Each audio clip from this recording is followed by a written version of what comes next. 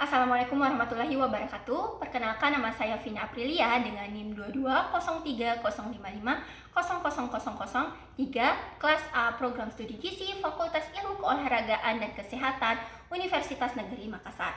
Pada video kali ini, saya akan menjelaskan kepada teman-teman mengenai alur dari proses asuhan gizi terstandar disertai dengan simulasinya untuk membantu teman-teman memahami dari setiap yang saya jelaskan. Oleh karena itu, mohon disimak videonya. Nah, pertama-tama teman-teman harus mengetahui apa itu proses asuhan gizi terstandar atau yang biasa disingkat sebagai PAGT. Nah, proses asuhan gizi terstandar atau PAGT merupakan sebuah siklus yang terdiri dari serangkaian langkah-langkah yang saling berkaitan, terjadi secara terus-menerus dan berulang. Nah, untuk menciptakan sebuah proses asuhan gizi terstandar yang optimal tentunya dibutuhkan sebuah keterampilan. Nah, ada dua keterampilan yang dibutuhkan, yaitu yang pertama adalah keterampilan komunikasi dan keterampilan kedua yaitu keterampilan konseling. Nah, proses dari PAGT ini melibatkan ada 6 langkah. Tahap pertama yaitu membangun dasar-dasar konseling. Nah, pada tahap ini seorang konselor gizi wajib untuk menciptakan dasar-dasar konseling, yaitu dimana terdiri dari membangun komunikasi yang efektif dengan kliennya, kemudian dapat pula membangun sebuah hubungan atau relasi yang positif dan saling mempercayai satu sama lain. Konselor gizi wajib untuk mendengarkan dengan empati, kemudian mengetahui kebutuhan klien, juga memberikan dukungan sesuai dengan kebutuhan klien. Selamat pagi, perkenalkan nama saya Vina Aprilia, akrab disapa Vina. Nah, di sini saya sebagai konselor gizi Anda yang akan siap untuk membantu Anda ke depannya. Dan saya juga sangat merasa senang dapat bertemu secara langsung dengan Anda hari ini. Nah, terutama saya ingin bertanya dulu, bagaimana perasaan Anda? Alhamdulillah baik. Selamat siang. Perkenalkan, saya Anissa Rudotujana yang biasa kerap dipanggil dengan Ana. Nah, ibu ini saya akhir-akhir ini merasa sangat khawatir terkait berat badan saya karena saya berat badannya merasa terlalu berlebih. Nah, terima kasih telah terbuka. Nah, untuk itu saya akan senang untuk membantu Anda ke depannya, dan tentunya kita akan melalui proses beberapa pertanyaan dan juga pengukuran. Jadi mohon kesediaannya. Tahap kedua yaitu menggali permasalahan. Nah, pada tahap ini seorang konselor gizi itu akan menggali atau mencari data dan juga fakta mengenai kliennya. Nah, data dan fakta ini dapat diperoleh melalui beberapa sumber, entah itu melalui wawancara ataupun pengukuran dan juga penilaian status gizi. Bisa melalui pengukuran antropometri seperti penimbangan berat badan, pengukuran tinggi badan, dan pengukuran antropometri lain-lainnya. Kemudian juga bisa melalui metode lain seperti misalnya pemeriksaan klinis dan juga pemeriksaan biokimia. Nah, apa tujuan dari ini? Yaitu agar kita mengetahui gambaran secara luas mengenai masalah gizi klien. Pertama-tama saya ingin mendengarkan banyak mengenai bagaimana sih pola makan Anda sehari-hari dan bagaimana aktivitas Anda sehari-hari. Nah, juga apakah Anda bisa memberikan gambaran bagaimana pola makan Anda itu, dan apakah ada suatu makanan yang menjadi kesukaan Anda? Nah, begini Bu, karena saya ini wanita karir ya, jadi saya ini merasa waktu saya tidak cukup untuk menyiapkan makanan sendiri. Lalu kebetulan juga di area kantor saya ini banyak yang menjual makanan cepat saji, makanya saya biasanya mengonsumsi makanan cepat saji untuk makanan saya sehari-hari dan minuman yang berkarbonasi. Terus karena kembali lagi saya ini cukup sibuk ya, jadi saya tidak punya waktu atau tidak sempat untuk melakukan aktivitas fisik seperti olahraga. Nah, terus akhir-akhir ini saya juga merasa tubuhnya agak cepat lelah gitu loh. Nah, baik, terima kasih atas informasi yang telah diberikan. Pemahaman ini sangat berguna untuk saya. Nah, tetapi untuk menggali informasi lebih dalam mengenai kondisi Anda, maka saya akan melakukan beberapa pengukuran antropometri seperti misalnya berat badan dan juga tinggi badan. Jadi mohon kesediaannya ya, Bu.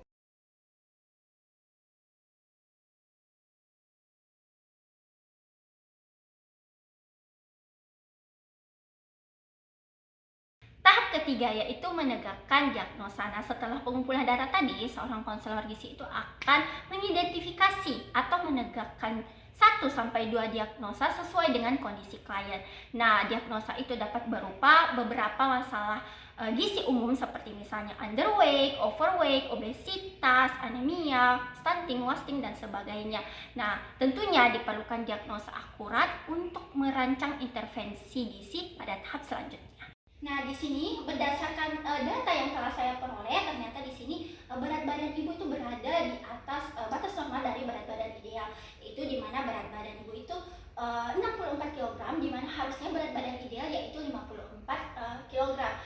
kemudian di sini ada juga IMT atau indeks massa tubuh, di mana ternyata IMT ibu itu masuk ke kategori dari berat badan lebih atau overweight, yaitu 24,6. Nah, inilah yang menjadi faktor kelelahan yang sering ibu alami akhir-akhir ini. Nah, oleh karena itu saya menetapkan diagnosis awal yaitu overweight atau berat badan lebih. Nah, di mana ditakutkan kedepannya akan terjadi obesitas. Saya jadi merasa sangat khawatir dengan kondisi itu, Bu. Jangan khawatir karena kita akan bersama-sama untuk mengatasi ini. Tentunya untuk menentukan diagnosa gizi dari seorang klien, kita harus melihat data dari pengukuran yang telah dilakukan sebelumnya. Nah, di sini ada nama klien yaitu Anissa dengan usia 22 tahun, kemudian tanggal kunjungan itu 15 Oktober 2023 dengan ahli gizi yaitu Vina Aprilia saya sendiri.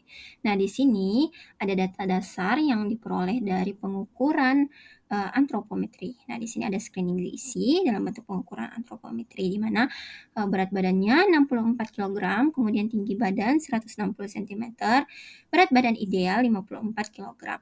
Nah, di sini telah dihitung pula dari indeks massa tubuhnya yaitu 24,6 di mana menurut WHO ini masuk ke dalam kategori berat badan berlebih atau overweight di mana berada di antara kisaran 23 sampai 24,9. Nah, kemudian di sini ada pula identifikasi masalah atau keluhan yang disampaikan oleh klien. Yaitu yang pertama ada peningkatan berat badan, kemudian yang kedua ada mudah lelah. Nah, kemudian di sini ada diagnosa gizinya yaitu dapat dilihat dari riwayat, entah itu riwayat penyakit, pola makan, dan juga alergi. Nah, di sini pola makannya yaitu tidak teratur, suka makanan cepat saji. Nah, di sini yang utamanya adalah untuk menentukan diagnosa gizi itu harus berdasarkan pada PES. P yaitu problem yang artinya menyebutkan masalah gizi secara jelas. Kemudian ada E atau etiologi yaitu penyebab atau faktor-faktor yang berkontribusi pada masalah gizi tersebut. Kemudian ada S atau signs and symptoms yaitu tanda-tanda dan gejala yang terkait dengan masalah gizi. Sehingga di sini dapat kita simpulkan bahwa kelebihan berat badan atau overweight yang disebabkan karena pola makan yang tidak sehat dan kurangnya aktivitas fisik ditandai dengan berat badan berada di atas berat badan ideal dan indeks massa tubuh atau IMT tidak normal. Nah, sehingga bisa disimpulkan di sini diagnosanya yaitu overweight. Kemudian ada pula intervensi gizi yang akan dirancang pada tahap selanjutnya. Nah, di sini ada terapi dietnya. Tujuannya yaitu tentunya didasarkan pada diagnosanya, yaitu mengurangi berat badan ke dalam kisaran yang sehat, memperbaiki pola makan, dan meningkatkan aktivitas fisik. Kemudian di sini ada pula prinsip dietnya, di mana yaitu rendah kalori, kaya zat gizi seperti sayur, buah-buahan, dan makanan tinggi serat. Kemudian batasi asupan gula tambahan, lemak jenuh, dan makanan olahan yang tinggi garam.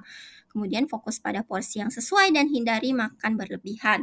Dan yang terakhir yaitu rutin aktivitas fisik.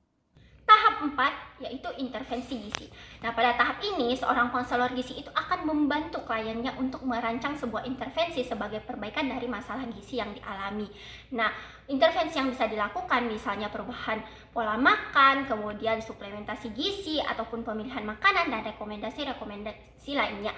Nah, pada tahap ini juga tentunya sangat diperlukan kerjasama antara konselor dan kliennya untuk merancang dari intervensi tersebut hingga dapat mengimplementasikannya. Baik Bu, di sini kita akan selanjutnya membicarakan mengenai intervensi yang akan kita lakukan mengenai masalah gizi ini.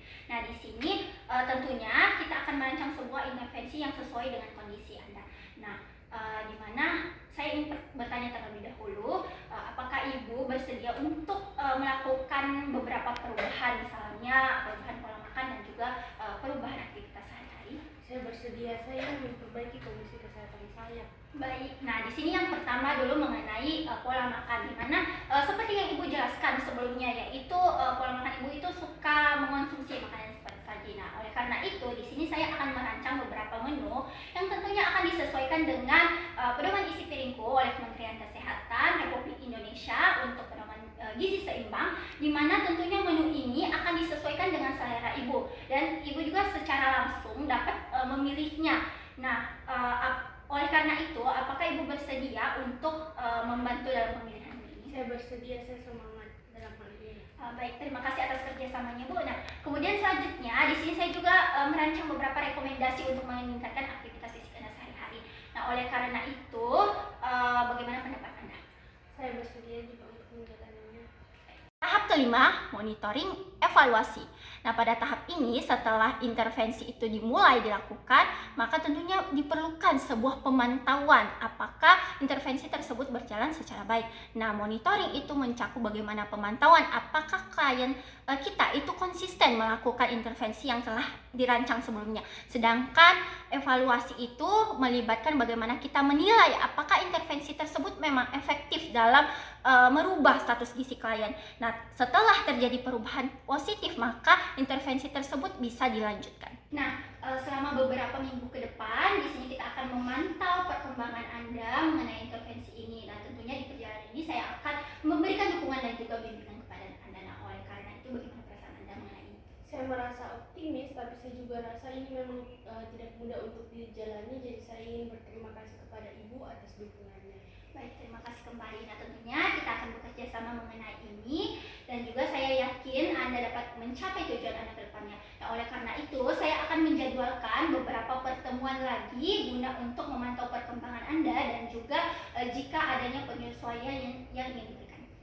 Ini merupakan salah satu contoh dari lembaran monitoring dan evaluasi yang harus diisi setiap dari kunjungan klien. Nah, di sini ada nama klien yaitu Anissa dengan diagnosis awal yaitu overweight dan kunjungan ketiga. Nah, di sini ada beberapa aspek yang dinilai yaitu ada diet intake-nya, kemudian fisik klinis antropometri, rencana penata laksanaan diet, kemudian catatan perkembangannya. Nah, di sini untuk diet intake-nya yaitu klien telah mengikuti rekomendasi diet rendah kalori dengan baik. Kemudian asupan sayuran dan buah-buahan telah meningkat. Klien berhasil membatasi asupan gula tambahan, lemak jenuh, dan makanan olahan yang tinggi garam. Kemudian porsi makanan sudah lebih sesuai dan makanan berlebihan sudah dihindari. Nah, di sini sedangkan fisik klinis antropometrinya yaitu berat badan klien itu telah mengalami penurunan. Kemudian indeks massa tubuh atau IMT-nya menunjukkan penurunan ke angka yang lebih sehat dan lemak tubuh klien juga mengalami penurunan. Kemudian di rencana penata laksanaan dietnya yaitu klien telah konsisten dalam mengikuti prinsip-prinsip diet yang disarankan.